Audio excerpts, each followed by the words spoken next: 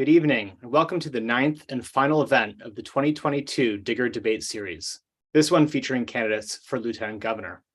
My name is Paul Heinz, and I'm the managing editor of VTDigger. I'd like to start by thanking those who've made this event possible. The 13,000 members of Vermont NEA are proud to sponsor tonight's debate because they know the impact public policy has in our state's classrooms. The Vermont NEA encourages all Vermonters to learn about the candidates and then go out and vote. I'd also like to remind you that VTDigger is a nonprofit news organization powered by our contributing members. We simply could not host events like this or cover Vermont elections as closely as we do without your support. So please, if you're able, visit vtdigger.org/donate and help us continue to shine a light on this great state. Before I introduce the candidates and moderators, I'd like to briefly outline the format and rules of this debate.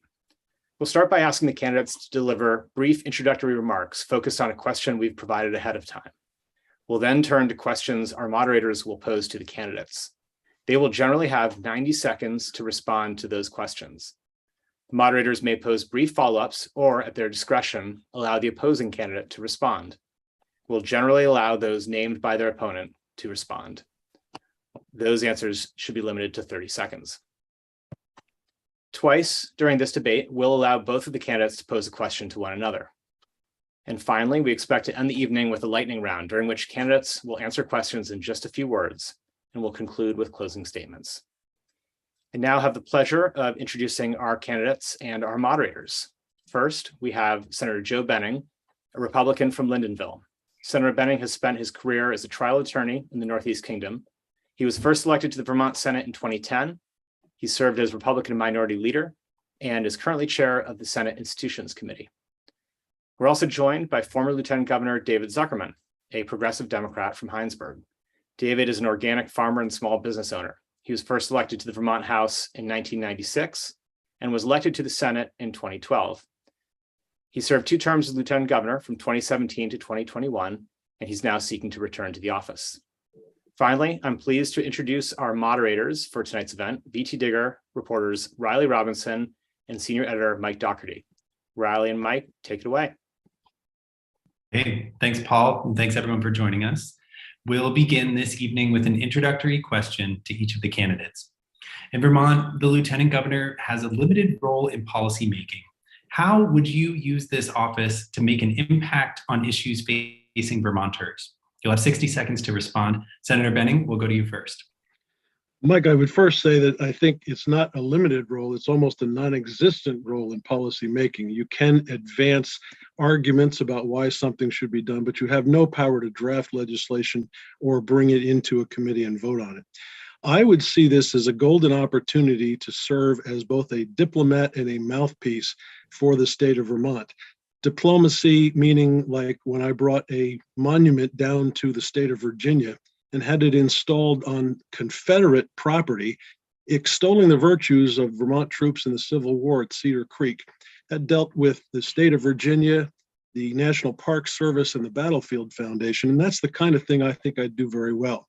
Secondly, I would probably want to use this as a place to act for constituents, to introduce them to players inside the building. Having been in there the last 12 years, I know all the players. But most importantly, this role is a great place to be a conduit between any constituents and the administration who is out there actually serving the constituency. Thank you, Senator Benning. Mr. Zuckerman. Well, thank you, and thanks for hosting the debate. The most important and effective impacts that the Lieutenant Governor can make is through the committee assignments of the senators and working with Vermonters to elevate your voices in the process. As many of you know, I have a 20-year track record of doing that as both a legislator and as a Lieutenant Governor. Additionally, through my career, I've offered a newsletter out to people across the state. I've traveled the state. I've met with people in coffee shops, living rooms, businesses, church basements, and I've developed long-term relationships and connections to Vermonters in every corner of the state. With those connections, those folks have expressed to me over and over that they are now more engaged in the process and they're more interactive with their legislators. They look forward to the information I send out to them on issues every day. I'll work to reach more people and help them elevate their voices in the process, as unfortunately all too many do not feel their voices are being heard on the important issues: housing, climate, healthcare, childcare, jobs, racial and economic injustice, reproductive liberty, and the climate crisis. Thank you. Thank you. One other unique aspect of this office is that Vermont elects its governor and lieutenant governor separately, which means it is possible that you could take office alongside a governor of an opposing party. If that were the case, what is one issue on which you believe you could work together with that governor, and what would you propose? We'll take 90 seconds with this. Mr. Zuckerman, we'll stay with you. Sure. I think it's incredible how much money we spend on human services and education. About $2 billion a year or more on human services and about $1.5 billion on education. And if you look in some school districts, those two agencies work really well together, or the school districts work with the different groups around the state well. But in many, they don't. And I think we could find many, many efficiencies, save Vermont tax dollars, and actually produce better outcomes by having those two silos in government work more closely together. That will take boots on the ground, sort of digging in with your arms and elbows to figure out where this is happening, why we can't do better, and then what we could do with those savings. Either provide more services to those families, better education to those kids, or save Vermont tax dollars, or invest it in weatherization, and so forth. So I would reach out to the governor again and say, I think we both want efficient, effective government that uses taxpayer dollars wisely, and then invest in Vermont and Vermonters. Thank you. Senator Benning, same question. Mike, I think this is one of the greatest differences between David and I, is that I have spent the past 12 years actually working with Phil Scott, not only his administrative team, but also his campaign team. And on a daily basis, we have pushed through legislation that has benefited Vermonters from every possible walk of life. But as a classic example of that right now, if you travel the 93-mile length of the Lamoille Valley Rail Trail, you're going to see a series of construction projects now taking place to finish off that rail trail and make it a unique experience as far as the entire country is concerned. I don't believe anybody else can say they have a linear park and recreational trail. But the bottom line is we brought money through the Capitol bill on Senate institutions to make sure that that was finished off this fall. I intend to work with the governor, as I have always been working with him for the past 12 years, to make this a great place to live, work, and play. And I don't believe that it necessarily means you have to have the exact party label, but you definitely have to have personalities that match well together. And I think I bring that big difference to this debate. Senator Benning, I have to ask, in a hypothetical scenario when there's a Democrat in the governor's office, what would be one issue that you believe you could find common ground with that governor on, and how would you propose to go about it in 30 seconds? I will start with his current opponent, Brenda Siegel. Brenda Siegel went this past winter and slept out on the State House steps for a great length of time trying to make a point about housing. As I was walking by one day, I said, Brenda, I'd like to invite you into the State House to have breakfast on me. And so she did come in. She later regretted it because her body had actually been acclimated to the outside. And then she went back out after getting warmed up and started to shiver. But the upshot was we sat and talked for a while about why she was doing what she was doing and what could be done from her perspective, as opposed to what I was concerned about, which was more long-term concerned about housing. And we sat and talked enough so that I know that I can reach out and have a conversation with virtually anybody who's in that office. But today we are faced with two people, Phil Scott and Brenda Siegel. And I think I've established that I can work with Brenda if that was something that she managed to win that election. And I certainly believe Phil Scott's going to be the winner of the election. Thank you. So we're going to turn to housing. So earlier this year, the state legislature went back and forth on bills to address the state's housing shortage.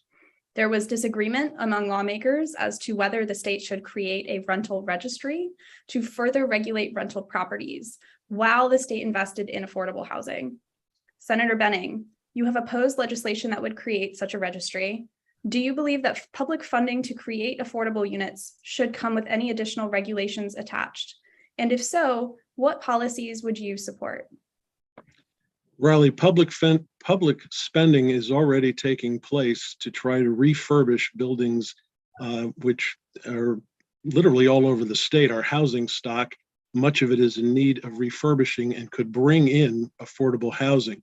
We've recently had 3 events, one in Rutland County, one in Lamoille County, and one in Franklin County, where the governor came to essentially perform a ribbon cutting ceremony for private and public partnerships to make housing more affordable and to locate it virtually around the state.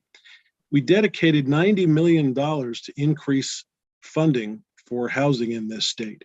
And while that's not going to solve all the problems, our current predicament is we don't have shovel-ready projects ready to go. So at this point, I would say, yes, there is a place for public and private partnership, but I oppose that registry because I don't believe it's appropriate for the state of Vermont to take over people's property. And when you establish a registry, there's only one reason that you're doing that. You are looking to have as much knowledge about what is out there from a private perspective, and then you obviously bring some kind of regulation to get that into where you want it to be. And that's why I oppose that particular piece of legislation. As we look ahead to next session, where many lawmakers will be going into the State House hoping to pass more bills on housing, would you support attaching regulation to those funds moving forward? And that doesn't have to be necessarily a registry. I'm open or curious about any other regulation you would consider. Riley, is that question for me? Yes, that is. I would want to see what the legislation is that's proposed. I'm a firm believer in the Vermont Constitution. It has certain requirements that you're entitled to use your property in any way you see fit, as long as it does not interfere with another person's ability to do the same. So when somebody comes in and proposes legislation, I always try to sit back and examine the evidence that's in front of us. If there is a reason to encroach on those rights, and for some reason that is convincing enough that it needs to be done, then it's always possible that I might be in favor of it. But I would want to see the particular piece of legislation and understand what the evidence is before I vote. Mr. Zuckerman, same question to you. Do you believe that public funding toward housing should come with any attached housing regulations? And if so, what policies would you support? Well, a few things. Certainly, if public funding, and much of what my opponent just spoke of was money from the federal government, thanks to Senator Leahy. So I think we have to acknowledge that incredible work that he did to help Vermont through COVID and getting the extra resources for things like this affordable housing. But if it's public dollars, I do think there is reasonable expectation that there would be limits on some of the potential price increases. If it's affordable housing, will it be perpetually affordable? Will it be housing that folks will be able to get into as they come out of high school or college to start their families and be able to live and stay in Vermont at a price that's affordable? I do support the rental registry bill and an idea in Burlington. I have a rental property. It's registered with the city of Burlington. We are inspected every few years to make sure it is safe for the occupants. It is not the city taking over my property or telling me what to do, other than requiring fundamental safety for Vermonters. And so to me, public dollars and a public investment is important. In fact, knowing how many rental properties we have around the state, what the rates of them changing from long-term rental to short-term rental, which has been a devastating challenge for a lot of Vermonters trying to live and work here. And certainly it's been beneficial to some as far as the finances in the mother-in-law apartment situations and others. But knowing that information is critically helpful as we do then plan for the future. After this 90 million runs out, how much more affordable housing do we need to build? Where do we need to make those investments? Where do we make sure there's enough workforce housing? This is one of the biggest issues out there. And yes, I think we should be involved as a state. So I have a follow-up question for each of you. Senator Benning. I was just going to say, I too am a landlord, and I bet that the price of my rental property is a lot less than anybody else that you can probably find watching on this screen tonight. And I did that because the individual who was living there was seriously down on his luck, and my wife and I made a decision to allow him to live there for a very inexpensive price. This is not a question about whether landlords are being irresponsible. This is a question of whether government is supposed to be taking control over our housing stock. It's not the function of government to provide housing. That's the function of private persons. But if there's public dollars, are we just giving money away to landlords? I mean, that's, you are good, I am good in this regard, but not all landlords maintain their properties as well. I met a couple at the Champlain Valley Expo who their landlord sold the property and the new owner flipped it from $1,600 to $3,000 because the free market allows for that. I think if there's public investment in properties, that sort of situation should be constrained, because if we're putting your tax dollars, my tax dollars, and other Vermonters' tax dollars in, we could make sure those properties remain affordable, even if they're privately owned, in order to, because of the public investment. We've all invested, we should look out for Vermonters. I don't disagree with you, David, but unfortunately, most of Vermont's housing stock does not have public funding attached to it. And when you decide suddenly to take government and control all of those rental properties, that's problematic for me. And I think it's a difference between the two of us. Well, nobody said to control the properties. I think that's where you're misleading. Well, if you're going to dictate what their rental price is going to be, I didn't say that. We'll have to agree to disagree. Okay, I think we're going to move on. So many environmentalists have argued it's an important time to safeguard Vermont's wild and natural characteristics against a rise in development pressure that could lead to sprawl. Others have argued we need to loosen Vermont's land use laws to mitigate the housing crisis. How should state policies, including Act 250, strike a balance between protecting the environment and allowing more housing to be built? Mr. Zuckerman, you first. Well, I do think we should look at whether or not in town and village centers, the state could both support infrastructure investment, sewer and water lines, to help encourage development in those town and village centers. That would reduce sprawl, that would rebuild our small rural communities, potentially increase the number of people living in an area to have the country store be able to thrive, or a hardware store, or a small mechanic shop. And so I do think we can invest in a way that rebuilds our small towns and villages. That doesn't mean massive changes to Act 250. It might mean some with respect to those development sectors and areas, but I don't think we should throw the baby out with the bathwater. Many people love Vermont for what it is and what it looks like. And much of that is because of this document that was created 50 plus years ago to really protect Vermont from just sprawling development. And I don't think we should turn that back. Senator Benning. So Riley, if you first understand that we are not, David and I are not running for the position of governor, we would have to be backing up whoever is in the philosophy of what they have about Act 250. Phil Scott has never been an opponent of Act 250 per se. Act 250 has actually done a very good job at protecting our environment, and I don't think anybody wants to turn that clock back. There have been, however, impediments placed in front of developers who have become very frustrated as a result and have been begging us to make simple changes that might enable them to better serve Vermonters. One is at the front end. How does a developer know and understand whether or not a given project will meet the Act 250 criteria? Is there a way that we can help developers better understand whether they would be able to meet that project or not? The other is at the back end, and frankly, the people that I have talked to have found this to be the worst part of it. When an Act 250 permit is granted and then appealed, the appellate process can last for many months, if not years, when the expense on behalf of the appellants is very low, but the expense to the developer is extremely high and extremely frustrating.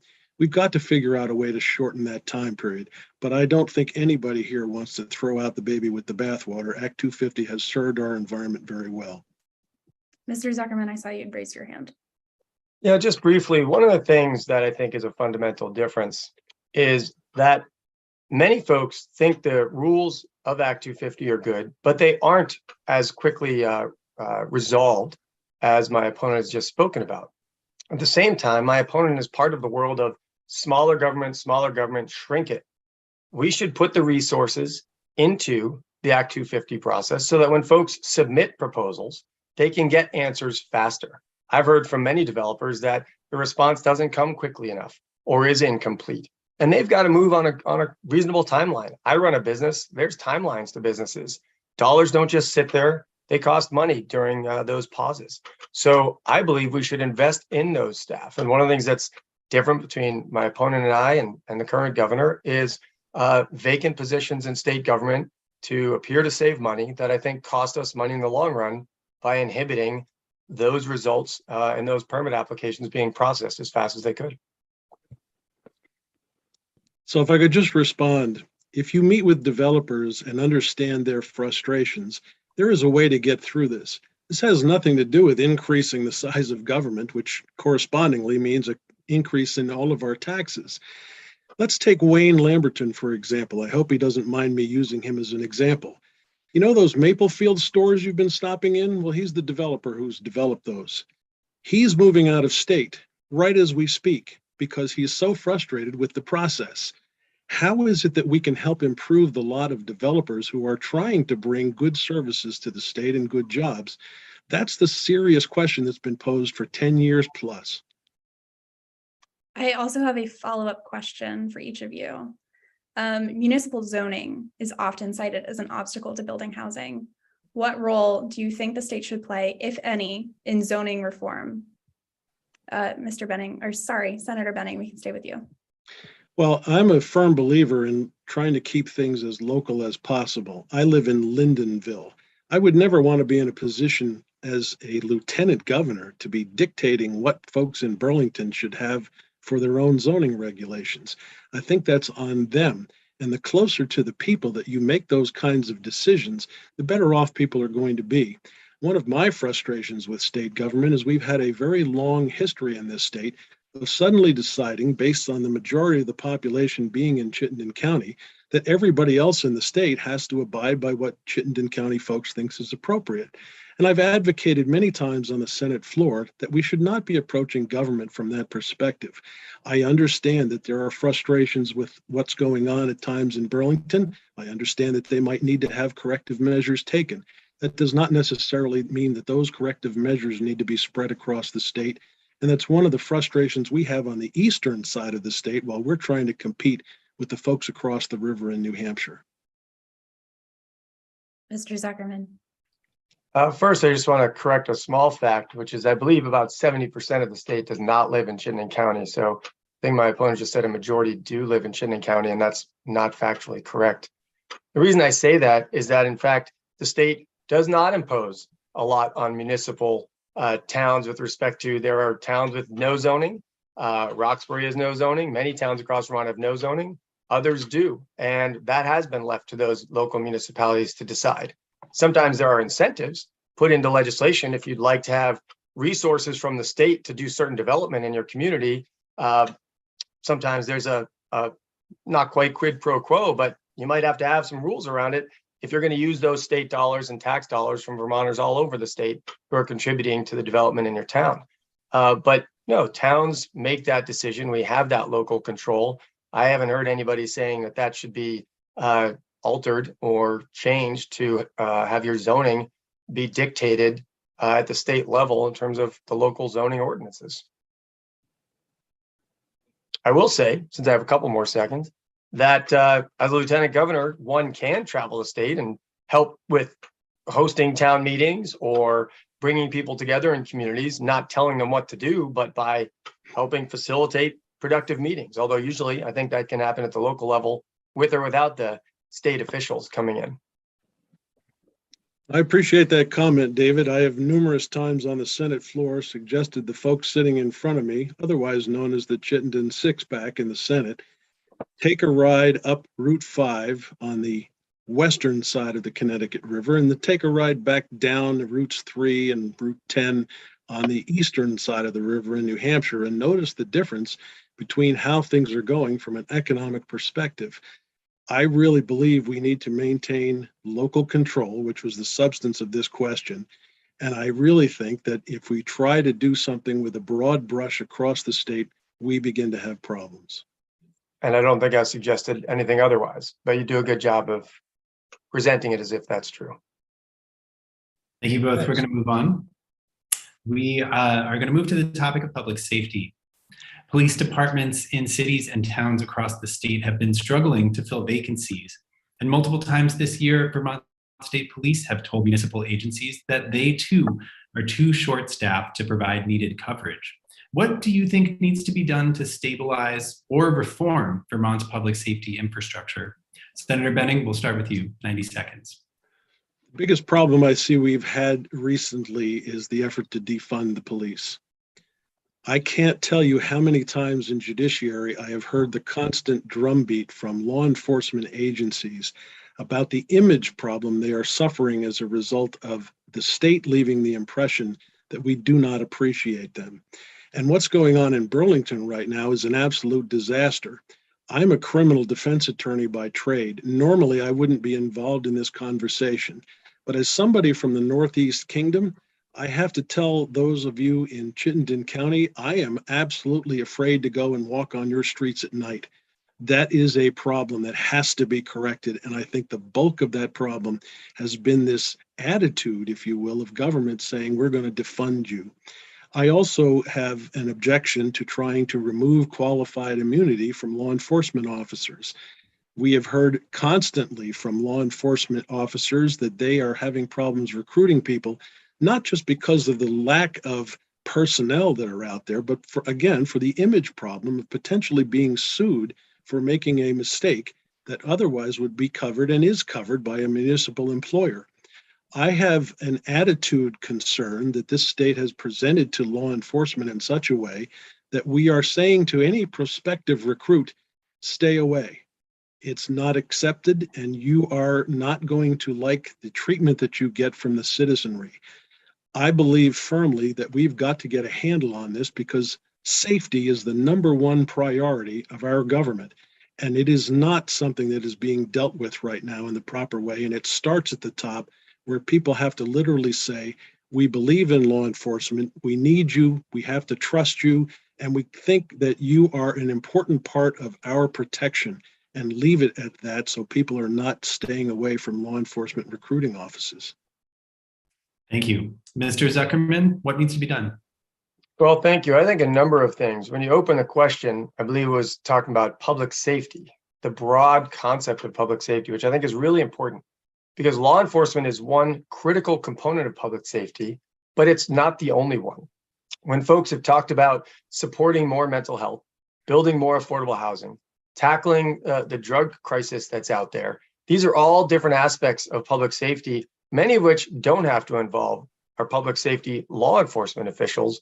But I will agree, we need to be supportive of these folks who every time they stop a car, every time they come into a phone call about some situation in a park or in a home or anywhere in the community, they're putting their lives on the line for us. They don't know what they're going to find when they open that door or approach that car. And I do think we have to have true ultimate respect for that, for people putting their lives on the line. I also think we have to put all of this into the perspective that it is not a Burlington problem or a Vermont problem. It's a countrywide problem.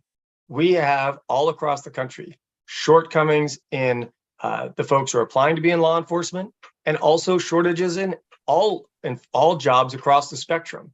We also have crime happening at increased rates all across the country. It's not specific to Burlington or another community in Vermont, but it is in the news a lot. So we hear about it more, and then we think it's happening more.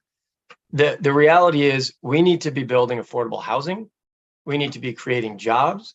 We need to be helping folks with their mental health struggles so that it doesn't come to the point where law enforcement is doing the job of social workers, where law enforcement is doing the work that actually is a consequence of people not having enough housing to live in at a price they can afford.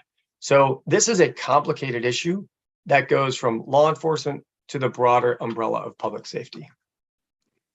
So one thing that is not complicated at all, when you defund the police and a substantial portion of the police in the city of Burlington suddenly disappear, even if you put mental health workers in with who's remaining, those mental health workers do not stop bullets from drug dealers who are shooting at each other in the middle of the night.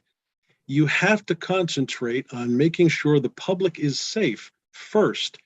If you have additional expenditures, you should be investing them certainly in mental health workers who can help solve some of the situations. But we've gone far beyond that in our recent events here in this state. And I'm going to agree with David that this drug problem is going on all around the state. But so is the image problem that we have been delivering as a state government to those who are trying to serve as law enforcement officers. That has to stop. We've got to present ourselves much better to those folks who are trying to protect us. Well, and I think I stated very clearly that we have to incredibly honor and support our law enforcement.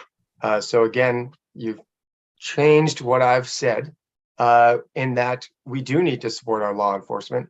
And I want to tell folks a story that I've heard very clearly from a white woman who has a person of color as a husband, who is also afraid to call law enforcement because she's afraid that due to all of our biases, it's not specific to law enforcement, but we have subconscious bias that potentially if she called law enforcement and they came in her house, that they might look at her husband as a potential threat as opposed to being her partner. It's just a first gut reaction.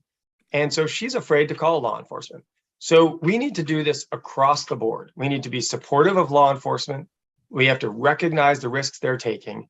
And we need to bolster the training for our law enforcement to work on removing that subconscious bias for those instances that might be a quick decision can lead to a very tragic outcome. And we need to be supporting places like Jenna's Promise, which I know you've also visited, to support reduction of the demand for those drugs, because we're going to have drugs as long as there's demand. Anybody who thinks we can just stop it by putting more people in jail, it's whack-a-mole. Someone else is going to come in and sell those drugs. So we need to help people, not just think of it all as throwing people in jail. Mr. So Zuckerman, I'd just like to make clear, I am not talking about anything other than making sure we change our government's attitude towards law enforcement. I am very sympathetic as former chair of the Vermont Human Rights Commission to systemic issues that are causing folks like the couple David is talking about to have problems calling police. But I will have to say on behalf of police coming through our Judiciary Committee that the police agencies have actually been doing very well to retool themselves in trying to tackle these very problems. Are they all the way there yet? Of course not. Should we devote more resources to that? Yes. But if you take Mike Sherling, the former chief of police in South Burlington, I was very impressed. 10 years ago, when he came to the Human Rights Commission, it's actually 14 years ago now, and started talking about the fact that some of his officers just didn't have enough information about how people were being profiled. And he began to assemble a way to profile in a way that we could collect data and then address it with curriculum at the law enforcement training opportunities. We can do better. thank you both. We're going to move along. Our next question, the Vermont Department of Health advocates for gun owners to keep their firearms and ammunition locked securely. In a recent campaign aimed at addressing record high suicide rates in the state, the department explicitly linked easy access to firearms to higher risk of suicide, noting that most of the gun deaths in Vermont were suicides. Senator Benning, you've said that you would oppose legislation to codify safe storage recommendations like these. How would you propose Vermont address the state's high rate of gun suicides? We have already begun trying to address that very question. About 6 years ago, the gun owners of Vermont joined with gun dealers of Vermont to try to develop programming where individual gun dealers recognize the signs of depression in someone who is coming in to purchase a weapon. I know that there has been a lot of controversy about this subject. I've served on the Judiciary Committee where we took testimony. What it boiled down to for me really came down to one family in particular who had a terribly tragic event happen. And the parents of a young man who had committed suicide had the opportunity to buy a weapon while his parents were away. They concluded that if they were there, meaning if they hadn't gone away or if they had come back earlier and there was some impediment to him being able to get the weapon, that he would probably still be alive. I can't figure out whether that's true or not, but let's just say for the sake of the argument, it's true. The bottom line is you don't then apply to tens of thousands, if not hundreds of thousands of Vermonters, a restriction that's placed in front of their ability to protect themselves. And that is the language of our Constitution. You have a right to buy a weapon for self-defense purposes. When you place an obstacle in front of that ability, you are in fact infringing on someone's rights. And I'm a firm adherent to the Vermont Constitution. That's why I would vote against this legislation. Thank you. Mr. Zuckerman, how would you propose Vermont address the state's high rate of gun suicide? Well, I think this is a pretty big area where we disagree. It is such an incredible tragedy, and I've had friends in Vermont, unfortunately, take their lives with guns. And it is a horrific, horrific reality for the family members, the friends, neighbors, and others. And to think that we should just say, well, let's just leave it as it is, when I believe it's over 80% of Vermont gun deaths are by suicide with guns, is an abrogation of our duty to protect our citizens, including those who are struggling. I would say a couple things. One area of topic is locking guns. Now, I don't think the state should just say everyone has to go buy a gun locker for $500, $700, $800 in the midst of when people are having a hard time putting food on the table, unless we as a state also commit to supporting the purchase of those gun lockers and say, okay, let's encourage or require it if we support financially folks doing that, so that maybe a kid at home or a person at home would have less access to that weapon. The other is around background checks and or waiting periods. There's no reason we couldn't have a waiting period on purchasing of a gun so that an individual doesn't buy that gun on the spur of the moment and go home and unfortunately commit such an act on themselves. We know that unfortunately guns are far more effective in taking one's own life than other methods, and we could save lives in Vermont. I would have to respond, David, that you have gotten to a point where you're ready to get a gun and shoot yourself. You are long past where the state should be interfering with what's going on in your life, or at least intervening in what's going on in your life. That's why I've supported mental health measures at every turn. But the upshot is, if you live in Essex County, a place where you literally have to defend yourself because police are at least a half an hour away, if not more, you have a right to defend yourself according to the explicit language of the Constitution. And if you're going to say to somebody who's in Essex County, you have to keep that weapon locked up, that's a total waste of time for anybody. And it is jeopardizing your life if you're that far out. That's why I'm opposed to those kinds of pieces of legislation. Mr. Zuckerman, would you like to respond? Well, I would just say, I think when you look at the types of crime in Vermont, someone entering your home and causing harm to another individual, especially if they don't know them, is extraordinarily rare. But ultimately, there could be provisions. If you are home, you could have your gun out. Maybe it's if you leave your home or you have an underage person in the house and you leave them alone in the house. But these are conversations to be had. There's not an absolute on any of this, but I think we have to have the conversation because we have the tragedy of far too many people committing suicide by gun. And it's a matter of neighbor and state safety and community to look for solutions while not abridging those rights. David, with 40 years of criminal law experience. Senator Benning, I'm sorry, we have to move along. I've got to cut it off there. We'll move on to the next section. Thank you. Our next section is going to be candidate to candidate questioning. So each candidate may ask their opponent one question. I ask that these should be questions and not speeches. You will each have 90 seconds to respond. We may ask or allow for follow-up questions. Mr. Zuckerman, you can go first. Sure. Joe, investing in renewable energy in our state would create thousands of new good-paying jobs for Vermonters in the green energy sector. It would fight the climate crisis and drive economic growth. You've stated clearly that you think climate issues should be dealt with at the national level.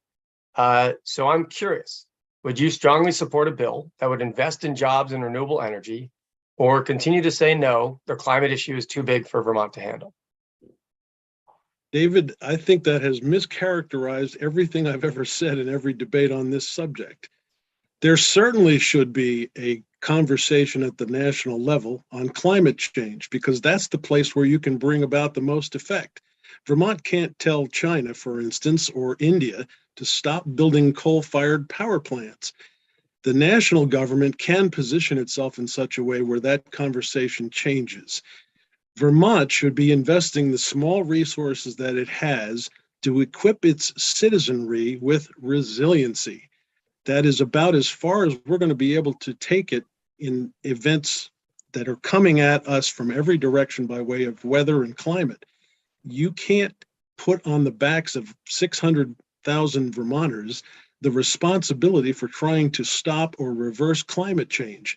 That is not a wise expenditure of our dollars, but making all Vermonters resilient in the face of that climate change is very important. That is a discussion we should be having at the state level.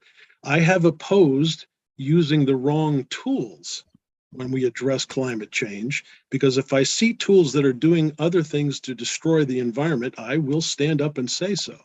But I never said that Vermont shouldn't have the conversation and that it only belongs at the national level. I will say in debates before, you've made it very clear Vermont's not in a position to do it, and the national government should. But what I'm talking about and what Vermonters have asked for is local investment to tackle the climate change and build resiliency. And you have voted no on every single one of those bills, from Global Warming Solutions Act to form the Climate Council, as well as more recently. So that's not a distortion. Those are votes that you've cast and statements that you've made. David, if we're going to talk about the Global Warming Solutions Act, the lowest hanging fruit to attack by way of climate change for Vermonters, if you're going to reduce Vermonters' carbon output, is to impose massive increases on the cost of gasoline and home oil fuel.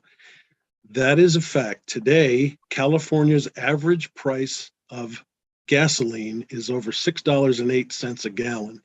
If you had to impose those kinds of things on Vermont, they would be devastating to every one of our citizens. And that's not what we suggested. Senator That's what we voted Benning, against. Yes. your question for Mr. Zuckerman. David, back on July 27th, you and I were at a dinner in Brattleboro for a community event, and you sat across the table from me and my wife. We were discussing the primary. This was a couple of weeks before the primary. And we were talking about the fact that there was a woman running on the progressive ticket. And you told me and my wife that that woman was really not running on the progressive ticket. She was holding the place for you in the event you lost the Democratic primary. Now, in the Democratic primary, you actually won with 42,000 people casting a Democrat ballot. You also had apparently been written in by roughly 200 people, maybe less, can't tell from the Secretary of State's website, by the Progressive Party. Senator Benning, Yes. I have to ask, what is your question? Yes. After the primary, as you switched your party label from Democrat to Progressive Democrat, how is it good for the Democratic Party, and how do you think those 42,000 people feel about your changing your party label? Well, two things. I'm going to correct the record. I certainly didn't say the person was holding the seat so that if I lost the Democratic primary, I would get the progressive label. I've made it very clear for numerous election cycles that I would not run solely as a progressive if I lost the Democratic primary. The point of running together is to relieve the conundrum of three-way races that in our current voting system lead to spoilers. And I've been very clear about that in many, many election cycles and in many conversations. So I'm not sure how it was heard, but I'm quite certain I did not say I would run as a progressive if I lost the Democratic primary. With respect to your question, I have reached out for now 2 Senate races, 3 lieutenant governor races, and 1 governor's race, and asked Democratic primary voters for their support. And I've made it very clear that I would run as a progressive Democrat in the general election. And I've run on issues that are important to Vermonters, from housing to climate to economic issues, you name it. The bottom line is Vermont voters have given me both of those labels. They've allowed me to use both of those labels. And I'm happy to run with two-party labels, bridging some of the gap that exists and some of the frustration that's out there in the polarizing two-party system to say, actually, I can work with people across different aisles, both progressives and Democrats, and honestly, with you and others, Joe, in the Republican Party. So I think it's a collaborative approach. The chair of the party, Ann Lezak, has welcomed me into the party and the work we're doing. And I've got the support of the vast majority of Democrats as well as progressives, and look to get independents and Republicans, because I'm talking about and working towards climate issues, jobs, women's reproductive liberty, and on the economic inequities that are out there to make sure Vermonters can put food on their table, fuel their car, and a roof over their head. I don't think most Vermonters care that much about party labels, frankly. Well, Dave, first I want to tell you that my wife heard the same thing because we drove up the highway afterwards talking about the fact that if you indeed lost the Democratic primary and took on the progressive primary role, that would actually benefit me in the general election because you'd be splitting the vote on the left. Right. But I did not say that. But that was what we distinctly heard. You may have heard me describing how there was strategy to make sure someone like last time, Chris Erickson or someone else, didn't get that label so that I couldn't run with both labels. But I certainly did not say that I would run solely as a progressive, because I've made it very clear, and you can ask Democrats who like me and Democrats who don't, that I've made that very clear many, many election cycles, and I would have and did honor that all the way through. Well, I've heard from many Democrats who, in fact, are very upset about your switching the party label. And the question to you was, how do you think those people should be feeling right now? Well, I won both primaries, so I don't know what you mean by switching a label. I've gotten both labels, and I'm running with both labels. So there wasn't really any switching involved. I've been clear all the way through. I think there's a lot in common with the Democratic Party platform and the Progressive Party platform and the issues affecting Vermonters. And I'm happy to run with both. I'm going to cut this off here. We will be returning to candidate questioning in a bit, I promise. Spirited back and forth is welcome. I do ask that if you request a rebuttal, you raise your hand either here or on Zoom. So for our next question, Senator Benning, you've spoken during this campaign about how the legislature needs to be more frugal going forward. What does frugality mean to you, and where should lawmakers be looking to save money? You have 90 seconds. I'll start with the Constitution. It's a document that binds us all together as a society, and it implores us to be frugal with the taxpayers' money. We are about to lose a substantial chunk of the federal dollars that have been rolling into us as a result of COVID-19. This is a point in time where we cannot be installing new programs, employing new faces in the role of government. We have to maintain control over the services that are absolutely necessary. So as I go forward, if I'm Lieutenant Governor working with Phil Scott, I'm going to bring us back to the affordability crisis and trying to concentrate on that, as opposed to delivering new programs for people who want them, because we just don't have the ability to come up with new money to bring on new programs. Mr. Zuckerman, you have said that you would support raising taxes on the wealthiest Vermonters. Yet Vermont already has some of the highest tax rates in the country, and many have argued that raising taxes could simply drive people to live somewhere cheaper. Why is this the best way to raise revenue?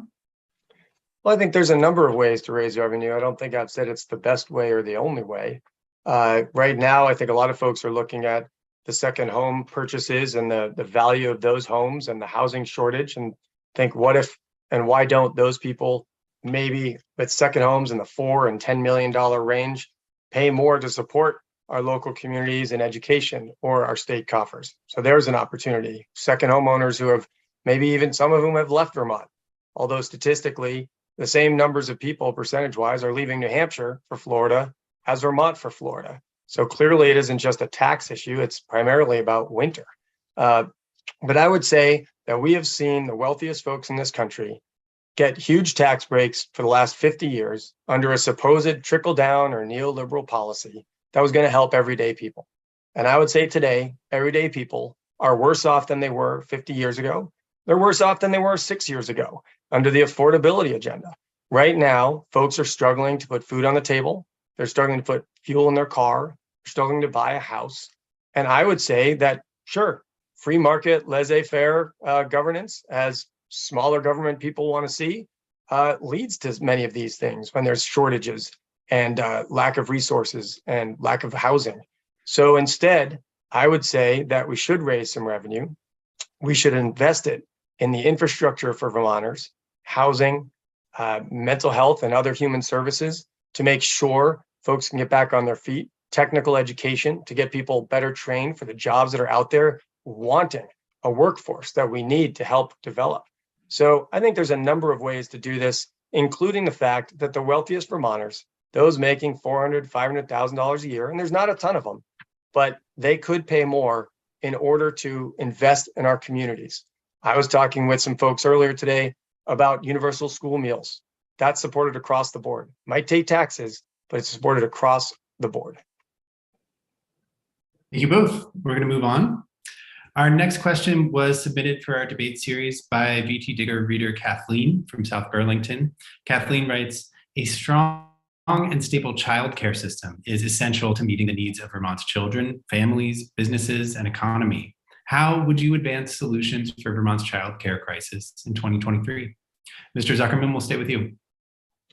Well, I'm proud to have the endorsement of Let's Grow Kids, who has been advocating for many of these issues for quite a long time, recognizing that early education and childcare are tremendous issues. And, you know, this is one of those situations where you go, okay, we could say no new taxes, no new funding, and continue to have people at home struggling to find childcare because childcare is more expensive than getting a job. Or we could say it's time for state resources to be invested in childcare to create more opportunities for childcare in our state so that folks can both get good childcare for their kids and get back into the workforce, as many people would like to do. So this is one of those conversations where others will say, oh, it's taxes, taxes, taxes, without actually talking about the nuts and bolts of what it does for our economy and puts people back to work, which also will generate revenue. So we're not talking about huge tax increases to make these kinds of things happen, but we are talking about a public investment to make sure Vermonters can go to work and their kids can get good childcare, and we can help Vermont families get their feet back under them. Thank you. Thank you. Senator Benning, how would you advance solutions for Vermont's childcare crisis? So, Mike, just as a reminder, the office of Lieutenant Governor cannot exactly draft legislation to make things change. We can make comment about things that we may have done or haven't done. And one of the very first things that comes to my mind is about 6 years or so ago, we passed a law requiring that there be a licensed educator in every daycare facility. And from the Office of Joint Fiscal Office in the legislature, we learned right off the bat that Essex County lost 40% of its daycare facilities and 7% statewide suddenly disappeared. I think we made a terrible mistake. And if I was going to lead in any direction, it would be to immediately repeal something like that. Because in my eyes, a toddler does not need to have a licensed educator. A toddler needs to have a nurturing individual. They are not going to benefit in any way, shape, or form if there's no daycare space available. And so I think the legislature needs to be more intelligent in how it reacts to this question. I do not believe we need to raise yet more taxes in order to try to solve this problem. This is a systemic problem that involves all communities trying to get together and figure out different ways to approach it, including private enterprise, which is doing a pretty good job at establishing daycares at facilities that are providing very good jobs at the same time. Okay, thank you. Many VTDigger readers also submitted questions for this debate series about the state's climate policy. One common concern is that, according to experts, Vermont is not on track to meet its legally mandated climate emissions requirements for 2030. We have less than 8 years. What would be your plan to get Vermont back on track to meet these targets? Senator Benning, we'll stay with you. I argued very much against those previously established goals and what was then turned into mandates in a system that enabled virtually anyone to sue Vermont if it did not meet those mandates. We all knew on the Senate floor that it was not possible to meet those mandates unless there were drastic increases in the cost of gasoline and home heating oils. You have a very bad conundrum that Vermont cannot be bearing the burden of climate change or climate reversal, I will say, or climate change stopping by itself. We cannot impose the same restrictions that California has now on the books. When you're talking about literally doubling the price of a tank of gas, it will devastate our economy. In the event that we have anything we can possibly do about climate change, we've got to use our limited resources to provide resiliency for people who are going to face the effects of weather changes. And I don't believe those mandates should now be imposed on people with the expectation that we can meet those California restrictions. We can't, and it would devastate our economy. Thank you. Mr. Zuckerman? Well, I think Vermonters are struggling under the costs of fossil fuel right now. Heating fuel, I just saw someone said it was, $700-800 to fill their tank as they prepare for winter. If we had invested, as we were supposed to, for the last many years, to weatherize 10,000 homes a year as opposed to 1,000 homes a year, we would now be saving Vermonters hundreds of millions of dollars a year that would make Vermont more affordable. Investing in opportunities, not everyone can afford them, but in buying electric vehicles, which now we're starting to do, would save Vermonters tremendous dollars because, again, electric fuel essentially is cheaper than gasoline, and it's going to remain that way. This is a global gas shortage. We have the opportunity to make jobs and create jobs all across Vermont, weatherizing homes, installing solar panels, doing the things that Vermonters actually want. When you think about the climate crisis and you think about the shortening of the maple season, the shortening of the ski season, the issues even this year, maybe tempered foliage because of the droughts and the different rain conditions. When you look at what farmers could do, we could invest in more carbon sequestration through agriculture, a huge piece of Vermont's culture and economy. We have all kinds of opportunities to make sound investments that will also save Vermonters money if we think creatively and we invest wisely. I think this is a huge opportunity to do both. Senator Benning, you'd like to respond? You're not going to change the climate when you require somebody to pay twice the amount of gasoline when they pull up to a pump right now. And that's not what I That's said. the immediate act on Vermonters, and we have got to recognize that we have limited capacity to bring change.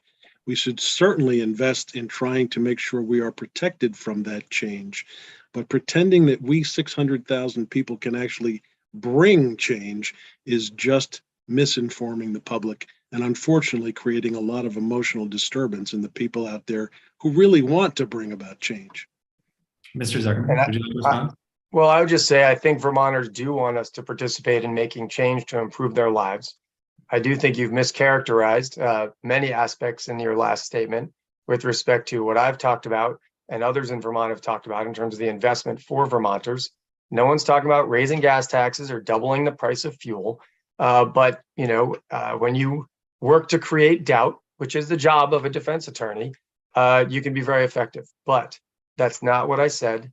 And I think it's important for Vermonters to really listen to what people say and how other people characterize it, because that is misinformation. David, we debated this subject on the floor of the Senate. We all knew in passing that legislation that we were not going to be able to meet the new mandates that had been imposed, and we were inviting the state to be sued as a result. That to me was a terrible mistake. But that's a different matter. That's not doubling fuel prices, as you said. All right, we're going to move along from there. Thank you both. Riley? We're going to have a shift of focus. So over the past couple years, there have been several stories of Vermont students being targeted or harassed, whether due to their race or their LGBTQ identity, particularly in the context of school athletics. Data from the Vermont Department of Health also shows that students of color and LGBTQ youth are more likely to be bullied in school. What should schools and adults in Vermont do to address this type of behavior? Mr. Zuckerman, you have 90 seconds. Well, there's no doubt this is an issue. I believe Senator Benny and I were on education together when we were talking about this a number of years ago in the Education Committee. It was discussed that there's 3, 4, 5 times the rate of disciplinary actions, suspensions, and detentions against students of color versus their white counterparts. And we unfortunately did not address this issue in the way that I and others would have liked, to say we need more training, just as we talked earlier with law enforcement, about the unconscious bias that many of us carry in us, that maybe we don't recognize the different ways folks are communicating sometimes, or that we project something that isn't there. And ultimately, we find disciplinary action being out of proportion to the population. And so I think teachers are working hard in the training of teachers around unconscious bias, just as the legislature has implemented that for senators and representatives. And I think all of us need to explore that both individually as well as in our professional capacities in order to reduce that. We have what's called the school to prison pipeline. And when you disproportionately detain students or suspend them, they don't get the same education anymore. And you just start down that path. This is something that's got to change. Senator Benning, 90 seconds. Riley, I actually think that the adults in this conversation are establishing the bridges that are necessary in order to affect what we can possibly do to bring about change. And by way of example, as a past chair of the Human Rights Commission, I sat down about a year ago with the current chair of the Human Rights Commission, Bor Yang, and Coach Christie, who heads the Social Equity Caucus in the legislature. And we had a very long lunch together talking about various ways that we could approach this very subject. But one of the things that you have not mentioned in your question is the third leg on that stool. That is the students themselves. I've been watching the recent news clips about what's going on at Randolph, and I'm really concerned that the conversation is actually being driven by the adults as opposed to the children. I call them children, they're high schoolers, but they should be brought into a conversation together to communicate and figure out a way, if there isn't something that they possibly could do together, to enable us adults to figure out how to help them with curriculum and whatnot. So I would be encouraging at this point in time having conversations with all the players, including those students who are literally at the forefront of these conversations. Would you like to respond? Mr. Zuckerman, go ahead.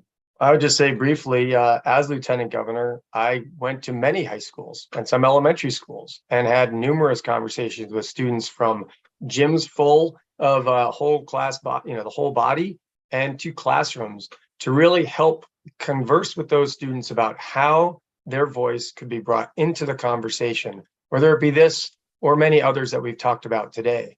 And I would just offer, that's one of the things that I bring is not only knowledge around these issues, but that work convening students and others all across the state to have a louder voice in the issues of their time and issues of their day. I appreciate the fact that you did that as Lieutenant Governor, Dave, and that's something that I too would want to do. I've also done that as a state senator, and I've spent the past several months going around to various high schools and elementary schools having this very conversation. And I would want to continue that kind of work, including bringing busloads of kids over to the State House so that they can meet their government officials, if you will, and participate in the civic process. It's something that's a healthy conversation that we all should be doing. Thank you both. So, another different topic, but organic and conventional farmers are increasingly feeling pressure to get big or get out, so to speak. They face choices about consolidating, growing, or going out of business. What's the best way for Vermont to support farmers who may want to stay small? Senator Benning, 90 seconds.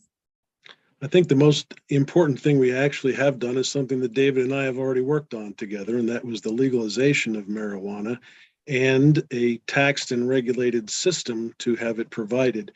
I don't think David was necessarily there when we were dealing with all the rules that would be required to make that latter statement happen. But the upshot is it was one way that we could help farmers stay in business.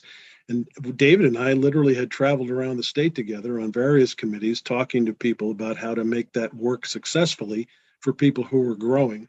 There are many things that we probably could do, but I'm a little concerned about how much money we have available to do it. And it is unfortunate, but as I said earlier, we are about to face a substantial decrease in the amount of our federal revenue stream. And I don't know how to produce, as a lieutenant governor, a way forward in order to make people more comfortable in that role. Mr. Zuckerman. Well, I think there's a number of things here. And as the former chair of House Agriculture and vice chair of Senate Agriculture, we did take a number of measures from opening up fresh milk sales, which is a thriving business for many small and micro dairies across the state. But also right now, I know the administration has been working on, although unfortunately we don't have a result yet, around payment for ecosystem services. This is one of those things that ties into the climate crisis. When you actually look at what cows can do and open land and pasture can do to sequester carbon, to pull carbon right out of the air, plants breathe carbon dioxide, to boost that through more pasture and more grazing, and then incentivize customers and farmers to be buying that milk, we would be doing both, helping farmers get a better price for their product, and we would be building local resiliency. I can tell you that on my farm, in March of 2020, when COVID hit, we had food in storage that normally would last for another 2 or 3 months of sales, and it went out the door in a heartbeat because the store shelves went empty. I would remind Vermonters, if you want a local and strong, vibrant agricultural economy, buy from your fellow farmers, your local farmers all over the state. Invest your dollars locally, as many Vermonters do. And those farms will be there for you when we have supply chain challenges and others. So I think it's a combination of looking at laws, looking at resources and support, looking at the climate and the policies that can be done to do both of those things, as well as working with citizens all across the state to really help connect those dots, that if you support those farmers throughout the good years, they'll be there for you in those tough years like we had a couple of years ago. So it's a number of different things. I would also convene meetings with agricultural leaders and others, as has been happening with Farm to Plate and others, to look towards what the legislature could do and help the legislature with those conversations. Great, thank you both. We're now going to return to candidate questions. Same rules as before. Ask a question, avoid speeches, 90-second responses. Senator Benning, we'll start with you this time. So David, when you were lieutenant governor, I think it would be fair to say that you and Phil Scott had opposing views on various issues. You actually got to a point where you ran against him and lost, but then in this past year, you decided to go back to the position of lieutenant governor and promptly announced on primary night that you were going back to Montpelier to get past that hump that was in the way. I am curious, you're going back to a position that would obviously bring back the same dynamics between the two of you. How is that good for Vermont at this point in time when we have a substantial decrease in federal funding coming down the path? Well, first of all, I'm happy to work with the governor, whoever wins that office, on those kinds of issues I talked about earlier: healthcare, human services and education, saving money in state government, to then invest in the things that we need to invest in, from workforce development to weatherization and so forth. With respect to election night, again, slight mischaracterization. I talked about we, people all over the state, who wanted to see those bills pass that the governor vetoed. Some of them lost by 1 or 2 votes on the override. Issues that the vast majority of Vermonters support. Issues around the climate, around harm reduction and opioid use, and helping save lives and move people into a better situation for their future. And so the hump was the vetoes. It's not the person. And there are races around the state that I encourage folks to consider voting for the folks that would vote for those policies, so that we would move forward in tackling those challenges. So that is what I was talking about with respect to election night. Bottom line is, I can work with anybody. I have worked with everybody and anybody. More than happy to work with either the current governor if he's reelected, or Brenda Siegel if she's elected, to really tackle the issues that are important to Vermonters: healthcare, housing costs, childcare, climate, reproductive liberty.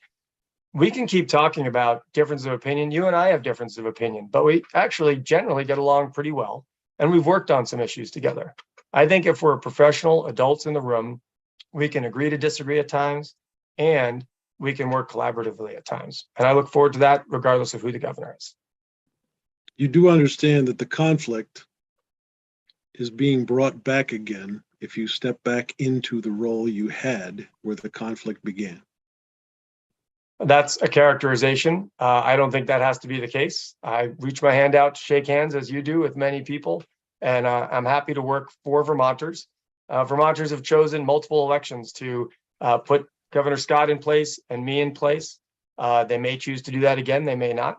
But I think that's up to Vermonters to decide and look at how we can work together, because I think Vermonters want us to work together regardless of party labels and various conjecture as you've presented. All right, thank you. We're going to move along from there. Mr. Zuckerman, what's your question for Senator Benning? Sure. You've said that you want to use the position of lieutenant governor to be a cheerleader for Vermont, potentially travel around the world to promote Vermont and show the world how great we are, and entice more businesses to come to the state. However, what we're facing right now is a workforce shortage. We're without investing in housing or childcare or other essential services that people really need, we're not going to be able to sustain the businesses we have. Many of them are cutting back their hours and some are even closing. How can you reconcile spending tax dollars traveling the world when we need housing and childcare investments right here in Vermont to help Vermont-based businesses survive, grow, and thrive? Well, first off, let me say I don't think there's going to be an increase in taxes in order to have me do that. In fact, as a state senator, I spent 3 days down in Virginia trying to find a place to put a monument on behalf of Vermont troops in the Civil War. That was basically at my expense. The bottom line is there are many opportunities for somebody in the lieutenant governor's position to take the bull by the horns and say, for instance, if Beta Technologies is offering to build in another location, is there a way that the lieutenant governor can assist with that, even if we go out of state in order to try to find businesses that might intersect with that business and try to have some more competition in this state? The other thing is that we've got state colleges that are in desperate need of having new populations of students. I think as a mouthpiece for Vermont, I can go around the country trying to drum up support for our educational systems and attract students who would want to come to a state where the recreational experiences are phenomenal. We have clean air and clean water. We have the right attitude about many different things, and Vermont has become famous for its brand. That's a position of being a diplomat as well as a mouthpiece. Call it a cheerleader or a spokesperson or a promoter, whatever you want. But I think this particular position, the podium itself, is a great opportunity to advance Vermont. Well, I agree, but I didn't say raise taxes. I said spending tax dollars. I've been in the lieutenant governor's office. That's not in the budget, so I'm not sure how you'd do that. Traveling just like I just said, I didn't go down to Virginia on the taxpayer's dime. That was my dime, and I spent 3 days down there on my dime trying to find a place to have that monument installed. I think that the position pays plenty. I don't need to have a big expense account to do that, but even stepping over the border into Canada to help try to bring communication and businesses to this state to interact with what's already here, it's a golden opportunity from this position's perspective. All right, thank you. We're going to move on from there. Riley? We have a lightning round for our final segment tonight. So each of you will have a chance to answer all of these questions. Please do so in just a few words. Do you support the Scott administration's proposal to move retired state employees onto a cost-saving Medicare Advantage health insurance plan? Senator Benning. Initially, as I've heard that proposal, I have questions about it. I do realize that the parties sat down to try to hammer out an agreement with respect to the pensions. I don't feel like I have enough information yet to say for sure whether I would support that or not, but my initial reaction was one of concern. Mr. Zuckerman. I would say that when you make a commitment with your state employees, whether they be law enforcement or truck drivers on DPW or others, you have to keep that commitment. And when we change pension and we change the healthcare on people that have committed their career to Vermont, we do them a disservice relative to the promises we've made. And I think we need to keep our promises. With federal funding for COVID testing and mitigation drying up, Do you think Vermont should use state funds for Vermonters to continue accessing tests and vaccines at zero out-of-pocket cost? Mr. Zuckerman. I do think we need to find a way to do that. We were very fortunate to have hundreds and hundreds of extra millions of dollars due to Senator Leahy's position on appropriations. And that's helped fund a lot of important things. But Vermonters' health is still an issue when that money runs out at the federal level. And it's good for our community, good for our seniors, good for our kids. Senator Benning. I think, Riley, the answer to your question is it depends on whether the governor has declared a state of emergency. If that is not the case, I would have a hard time trying to come up with reasons to raise more tax dollars in the absence of such a declared emergency. When the question of decriminalizing cannabis was before the legislature in 2018, you both supported the effort. Would you now support the decriminalization of other drugs? And if so, which ones? Senator Benning. We have studied this question very carefully, and one of the problems right now is the opioid crisis is really driving the conversation. I don't think this is a wise time to try to decriminalize other forms of drugs. We have a problem in this state that needs to be dealt with before we try to make any other experiments. So the answer to your question is probably not. Mr. Zuckerman.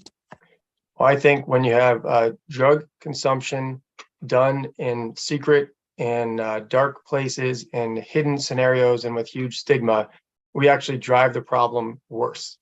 We should have this discussion. We should look at how to utilize these in a safe way, which decriminalizing would be part of that. My opponent supported the veto of even looking into harm reduction sites. So I think there's a lot of different pieces to this conversation, but we have to destigmatize, change the conversation, and really help people to move off of these unfortunate, addictive, very strongly addictive substances. We're gonna. Well, since I was mentioned in his comment, I thought I should quickly respond. I did not vote against a safe harm reduction site. I voted against a safe injection site where an individual was there present to administer Narcan in the event of an overdose. The wraparound services that are provided, like a Jenna's Promise, I would not have voted against such a thing, and I would promote those kinds of activities. But the bill that I voted against did not have those wraparound services embedded in it. Okay. Lightning round, we're going to keep it going. 10 states in the country have full-time legislatures. Do you think Vermont should join them and have a full-time professional legislature or maintain a part-time citizen legislature? Mr. Zuckerman. I think part-time works. However, I do think the legislators, and I believe in a past debate, we disagreed on this, Joe can correct me if I'm wrong, that folks should be compensated better so that there can be a wider range of Vermonters able to do the job and also be compensated for all the work. It's a tremendous amount of work year round, attending community meetings and representing your constituents. So I do think there's some compensation issues that could be adjusted. Senator Benning. I absolutely disagree with a full-time legislature. I also disagree with trying to raise the current pay of legislators because you are asking for an increase in taxes, even as small as it may be. The bottom line is our Constitution was not designed to accommodate a full-time legislature. I know how tough it is to be there. I'm a full-time practicing lawyer. In fact, I'm the last full-time practicing lawyer in the legislature, and I'm about to leave. But the bottom line is this was always meant to be a citizen legislature, not a full-time position. Okay, and to wrap up this round, as we've mentioned at the top of this debate, and you both have spoken about elsewhere, Lieutenant Governor is elected as a separate election from the governor. Do you believe Vermont should change this process to allow the governor and lieutenant governor to run on the same ticket as is done in most states? Senator Benning. I don't believe that that's necessary. What I believe is the magical question is how do the two people actually get along? It's a personality question, not a party label situation. So I don't see that we have suffered any as a result of having different parties in those two positions. Where we have suffered is when the people in those two positions cannot get along with each other, and that's problematic. Mr. Zuckerman. You know, I think we've had a successful system where Vermonters have decided who's the governor and who's the lieutenant governor. Folks can run together in the general election as far as their campaigning and so forth, as has happened. But also voters have decided more often than not to have divided government at the top in order to have diversity of opinions and conversations. I think people in Vermont can work together with those differences. We have done that successfully for decades in Vermont, if not centuries. And I really value that conversation that Vermonters can have with the individual candidates, not simply be voting for a governor with whoever is with them, as happens in some other states. Thank you both.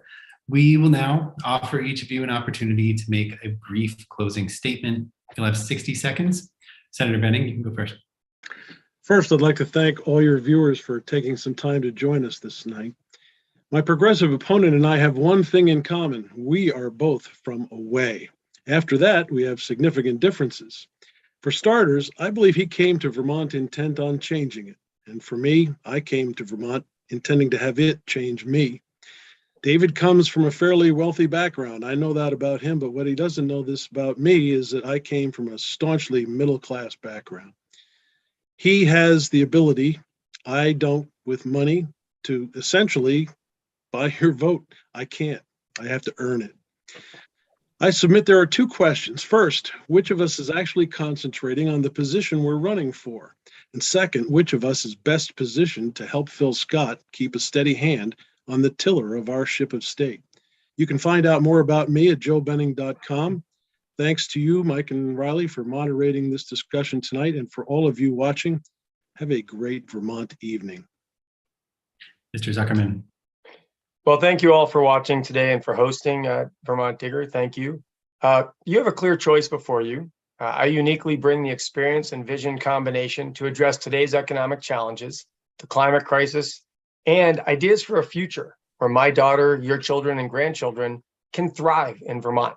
Right now, we can go with business as usual or work with purpose to address the housing shortage, childcare shortage, the economic struggles that Vermonters are facing. We can do this while working to reduce the impact of the climate crisis, while creating jobs, building housing, building resilience against the weather changes that are before us and will be coming. We can stand with Vermonters for reproductive liberty, not only by supporting Article 22, but also working to create laws to protect our medical professionals from cross-border litigation. I hope you'll visit my website, zuckerman4vt.com, for either more information or to ask questions. And I thank you for your past support. I'm asking for your future support, and I'm asking you to return me to the office so that I can work for you and with you again. Thank you.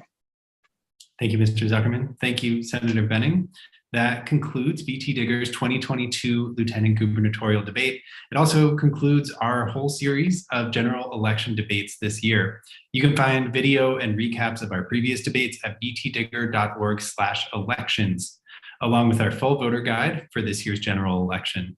I'd like to thank both candidates once again for joining us tonight, as well as my co-moderator, Riley Robinson, and the VTDigger staffers who made this possible, including Paul Heinz, Lola DeFort, Sarah Meerhoff, Natalie Williams, Kate Olney, Libby Johnson, Taylor Haynes, and Emma Cotton.